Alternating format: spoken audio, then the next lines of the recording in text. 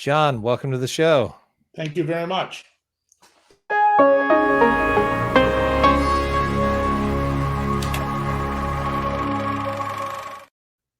Now, you are a very busy filmmaker. There's a lot of material that you have on Reveel'd.net. Today, we're going to talk.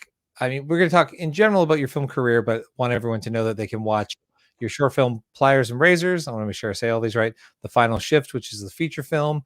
There's Tell Me What You Whispered, which is a prelude to Lazarus Rising, which is also on here, a feature film, Lazarus Rising, Shepherd's Maiden, and 27 Down. So you have been busy. Yeah, as well as CO2. Okay. Again, there's there's more than I could ever cover. That's okay. Tell me, where are you writing all of these films as well? Co-writing most of them. I get the idea and then I hire a writer to co-write. Got it. So where are these ideas coming from? What are the types of stories you like to tell? What is it that draws you to telling stories on screen? Well, each one's a little bit different, but I'll go in sort of chronological order. Yep. 27 was a result of a dream I had, which was all mixed up. Mm-hmm. But I was wanting to tell a story about that involved having characters in it that were neither good nor bad, mm-hmm. but had shades of both. And in fact, one of the punchlines I had in the movie was, "It's not the things you do in life that define who you are. It's what you do as a result of them." And that was our first film that we did. And how difficult was that to make the first film? Just to get to that point. Well, making the film wasn't too hard. It was the first time I'd ever made a film, and I did a little bit different than a lot of people, I think, is where I thought I was in my 60s at the time. Okay. So I thought, I don't have time to go to film school. I've been acting for a good 10 years in shorts, and I wanted to make a film. And I'd actually found this. It was a woman that I had gotten together with. I was acting in the film, and I told her the idea for 27 Down, and she said, "That's a terrific idea." We had lunch a couple of times, and it didn't really work out. Our thoughts on the project were totally different. So I went home and I told my wife, "Well, I don't think it's going to happen." She was going to make the film. I was going to star and direct, or not direct, but she was going to direct it. I was going to star in it. And having dinner with my wife one night, I told her, it's not going to work. And she said, "Why don't we just make the movie ourselves?" And she said, "You know a lot of people in the industry. You've worked with a number of directors, writers, and stuff. So let's just find the team from people you know, and do it." And I said, "Well, most people start off by making shorts." And she said, "Well, we'll make one long feature and find out everything we need to do and did wrong, and then we'll go for."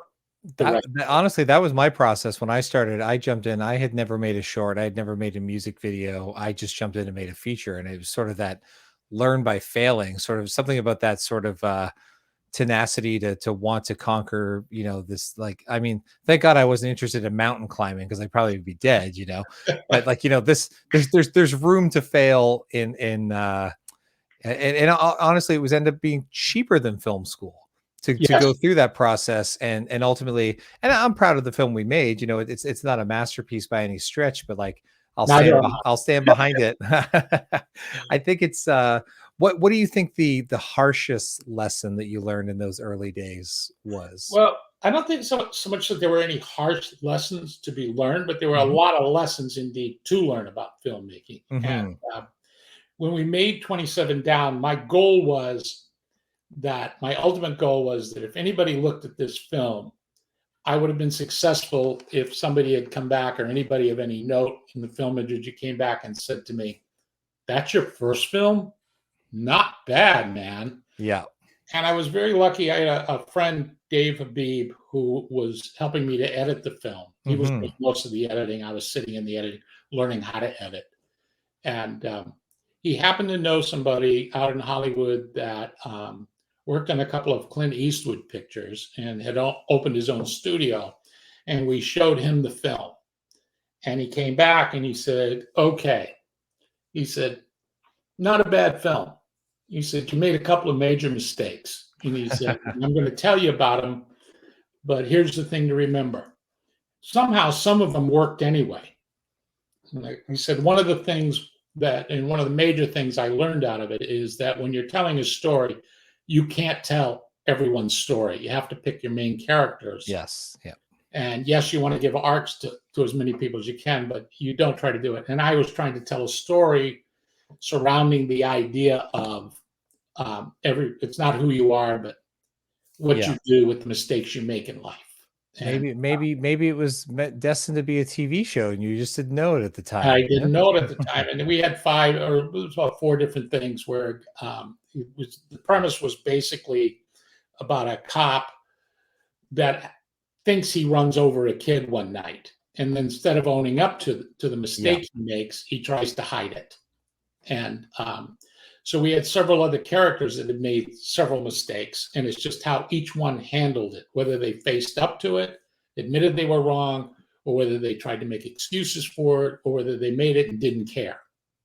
So there were several different, and I got all of those stories in, but it was a really interesting process. And I remember in particular, we were editing one scene from the movie, which was a big scene that took place in a bar where there was some dancing. And, the whole thing, and Dave couldn't quite make the thing work, and I brought in another friend, and he did a great job on it. And he said, that what you wanted? And I went, yeah, that's awesome. And he goes, now I'm going to tell you, get rid of it. Goes, your story is going up like this, that thing is coming down, and you'll never get back up if you put that in the scene. So there were several lessons like that. You learn that scene may be great, but it may be not right for the story. So when you look at Final Shift, that's something you made. What's the difference between your first? How many years between Final Shift and your? It was about a year between each one. Okay. The second film was actually CO2. And you're pretty active then. That's a good track record of sort of 4 features in 4 years or 5 years. It's not all of us get that sort of opportunity or have even the energy or the access to putting projects together so quickly. So, I mean, my goal was at the time, we were going to make 5 films. And if we didn't make it in 5 films, then I'd say, well, I got to go find something else to do. It's a hobby. It's not a job at that point. Okay. And so we ended up making four features before we started to run out of money and time. And I was getting older in age. So what's go ahead. I was gonna say a lot of your films, there's a lot of sort of like crime drama and things like what's your inspiration as a filmmaker? Like what are the kind of stories that you've always gravitated to on television and film or certain directors? Directors, I think my biggest 2 are Clint Eastwood and Quentin Tarantino. 2 different type of filmmakers, but 2 guys I always like watching their films for very different reasons. I always thought a really great movie is a thing where you don't know what's going to happen till the end. All stories have been told over and over again. Of course, You look at things and say, okay, that's the hero, that's the villain. And my major theme through all of it is I really wanted to tell stories that involved, he's not a good person, he's not a bad person. Good people do bad things and bad people do some good things. It's not just clear cut. You like your anti-heroes. You like your people that have great. Yep. But I also am interested in the villain and not making him look so much as a villain. I remember one of the first times I saw it was the late 90s. There's the movie The Peacekeeper with George Clooney and Nicole Kidman. And it was the first time, normally sort of like terrorists, especially Middle Eastern terrorists, are always just they're the bad people. They believe in bad things, but they really humanize his story of loss and how through sort of like a fallout of war and the casualties of war and collateral damage that his family had been taken from him, and really like gave him depth where you could be conflicted and sort of try to understand the villain's point of view, and not to say that what he was doing was wrong, but that's one of the very first times I remember going to a cinema and being like, oh, there's real depth to this versus just good guy, bad guy, like Rambo's here and the bad guys are here. So one of my favorites was The Usual Suspects. Oh, definitely.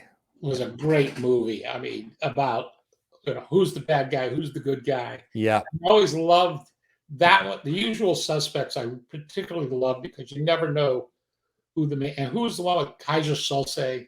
Was that That's Usual Suspects. Yeah, yeah. That's Usual Suspects, which I thought was the greatest ending I'd ever seen because Yeah. I don't think anybody knew until it came to the end. I have seen it so Kaiser many Solse times that I blew up. remember the ending is the greatest trick the devil ever pulled was convincing the world he didn't exist, you know. Exactly. Yeah, Yeah, it was a great. It was that's one of the greatest movies I've ever seen. I I also, agree. some of my others, like I always wanted to make a Western, but never got to. But Yeah. I thought it got made with Clint Eastwood's The Unforgiven. One of the greatest. So you make these features and then you made a short like Pliers and Razors, like where, you know, after, was that just wanting to do something that would take less time, just an idea you had, or why make the shift from features to shorts? Because most people go shorts then features. So Well, I did yeah. what Lazarus Rising is the one I think I really accomplished, where I didn't try to tell everybody's story. Mm-hmm. In Final Shift, I think I was still doing it too much, but when I did Lazarus Rising, I stuck to the two main characters. Yeah. When I did Final Shift, that was the only one that I ever actually took a part in. And the only reason I did is because I couldn't find an actor who would do the part the way I wanted it to play, which was about an aging hitman, was one of the main characters in it. But he wasn't really good because he was, you know, the James Bond type of guy. Mm-hmm. Whenever I did the auditions, people would come in and try to be really cool. And I thought, no, the only reason this guy's lasted as long as he has is because he's very, very careful. He never does anything without planning it to the last thing. And his partner, who happened to be a woman, who also was sort of a science fiction thing where she could fight as well as three men, she was very impulsive and she would make a lot of mistakes, but she relied strictly on her strength and her wits, where he would try to tell her all the time, you know, don't do that. You got to plan everything out. And so most of my stories, getting back to the question you were asking, is like a lot of things, it's like I like as conflicted as you can get. Mm-hmm. And really making you, you know, the other thing I've always thought about all the movies I've ever seen, the ones I enjoyed the most was the one that got me talking after the film about the film. And what did you think here? Gee, that was an interesting character there. So that was the goal. Yeah, having a lasting impression and that could spark conversation, because all great art, half of great art, one is the experience of watching it for the first time or the seventh time, but the other half of it is what it brings to our society and the ability to connect with other people and have, you know, share views and opinions. And I mean, maybe not so much in the Marvel and Star Wars things online. You don't want to get too opinionated there. You'll end up screaming till you're blue in the face. I want to ask about the actor and the lead in Lazarus Rising that's on the poster, because he looks a hell of a lot like Kiefer Sutherland in like 24 in that poster. Who is this actor? Yeah. Oh, Michael Pfaff. He was an actor out of California, and that's probably our most expensive film. Most of my films I made for under 20 grand. Okay. They got a little bit more expensive each time they went up, but that was when we spent close to maybe 60, 70 grand, which is not big money. Sure. Yeah. Yep. Still, as much as I could afford if you're strictly financing the whole thing yourself. One of the hardest films I ever made, but it was probably got more awards than anything else we'd ever done prior to that. That's great. What do you think about this age of streaming now, where sort of older titles that, you know, I think a lot of us filmmakers have sort of like, oh, they've run their course, but you know, suddenly there's opportunities like Reveel'd, for example, where a whole new audience, you know, for sort of years to come will discover the movies. Right. Does that make that's a great idea? Does that make you want to make another movie? Because I know you said you stepped away to do something else. I haven't made another movie in 3 or 4 years now, and for a number of reasons. You know, as you get older in life, your interests change. And I like to make a goal and stick to that goal. And I didn't make it with the first 4 films, and I just thought this is probably a hobby for me. If I'm not, I wish if I was younger and I had started a lot younger, I'd still be making films because I always enjoyed the whole process, particularly the making of the film. there's great respect in that, and you're akin to one of your heroes that you mentioned, Quentin Tarantino, who's famously said 10 films and done. He's got one left, and he's sticking to it, saying that that's going to be the last. Not that he won't do plays or write books and other things, but there is something about I mean, it's better to burn out than to fade away. And a lot of the greats in music and film and television and acting, it does kind of feel like diminished returns on the back half of their career. For me, And it was a case of I yeah. just haven't ever come up with an idea I really felt that passionate about, Mhm. and I felt I left a lot on the table, but I still feel like you got to have the story in mind. Every one that we did was for a different or every one that I chose to do Yeah. was for a different reason. Um, like I said, the idea of 27 Down came as a result of partly a dream and then partly this thing about in my mind that it's like, it's not, we all do things in life we regret. Mhm. And you see a lot of people, they have that regret and they feel that guilt for the rest of their lives. Well, that's not the important, to me, that's never the important thing. The important thing is, can you own up to it, number one? And number two, what are you going to do as a result of that? Because everything is a learning experience. You Mhm. know, um, I had a friend that once said, "You're not a bad person. You just did a bad thing. Now learn from it." Very well said. And How that I was always Yeah. stuck with me because I've done things I'm not proud of in my life. Mhm. Took me a long, and sometimes I looked at it and thought, like, how could I reach this age and not know that by now? But for some reason, it hit me when it hit me. Um, so that was the thing with 27 Down. Um, CO2 was actually an idea of a friend of mine who was also Adam Starr, who was also my DP on my first three films. Okay. And Adam wanted to make another film right away. And I said, well, you come up with an idea because it has to. And Yeah. he came up with this idea and he said, carbon sequestration is a big thing right now. Was it back then a few years ago? It never turned out. He said, but we make this movie now when it really becomes a big thing. Real made the first film about it. Yeah. So I thought, okay, let's do that. And I want to make another film anyway. I had such a great time. 27 Down took us a whole summer to shoot, and we shot Oh, just wow. strictly weekends. Um, and three other films we shot mostly on weekends because a lot of the people that I had worked during the week. That's a terrifying approach to me because I know from day one when a film starts, anything from actors cutting their hair or getting a job opportunity and moving to a different city, like you're on borrowed time. Yep. So the idea of stretching it over weekend to weekend, I don't know that my anxiety personally could handle approaching a film in that Well, in that remember, manner.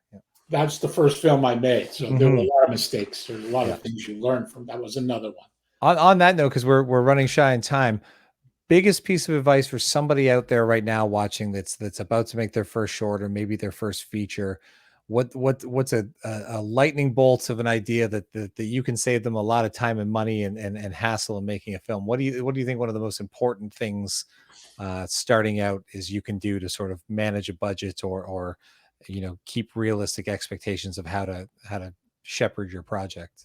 That's a good question. I'm not sure I got a great answer for it because, like I said, I learned a lot of things. If you want to make a film, make a film. I Yeah. don't let anything stop you.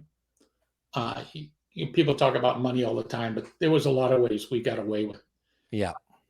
making a lot of these films. You have friends, rely on them. But from a directing standpoint, I think one of the best things I ever learned was not to hire really good actors and then let them act, let them bring something to it. And I noticed it in my later years. That's how I cast a lot of people.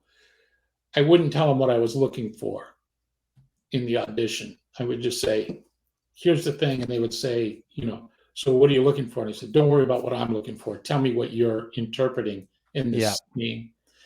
And don't be afraid to take that idea because it really does open other ideas up for you in telling that story that I would have thought.